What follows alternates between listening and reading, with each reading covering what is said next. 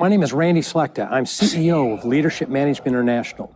We're a large leadership development company operating in 85 countries around the world. I would like to talk to you today about how to become a better leader and how you go about developing your leadership skills to be more effective in your organization.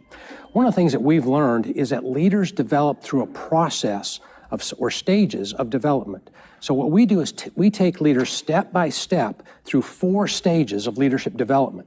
The first stage is what we call competence or personal effectiveness. The first thing any leader needs to do is learn how to manage themselves, manage their time, manage their priorities. Obviously, if they're not effective, if they're not productive, then how can they train others or teach others how to be effective and productive? The second stage is what we call personal leadership. This is all about developing your character, who you are as a person. What are your values? What are your ethics? Obviously, leadership all depends on building trusting relationships with other people.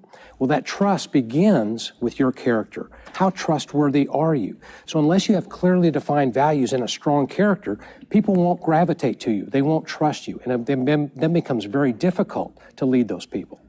The third level is what's called motivational leadership. This is how you lead and motivate others to become productive. How do you engage with people? How do you engage with your team? How do you build that internal drive for them to become successful?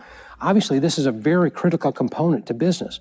People power is so important in business today, and if you're not effective at increasing their potential, increasing their ability, you're not going to be an effective leader. Finally, the fourth stage is strategic leadership. This is how you lead your organization, how you create the right strategy, the right goals, the right plan to lead your organization into the future.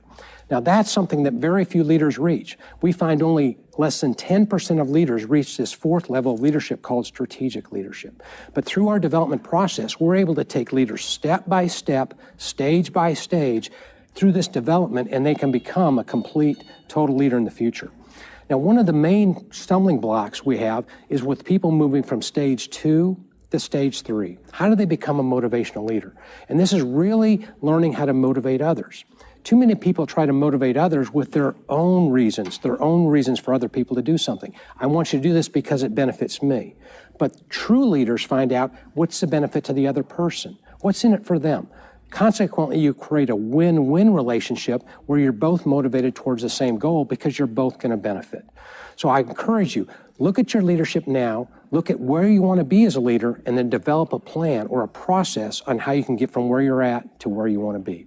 I wish you great leadership in the future. Thank you for watching.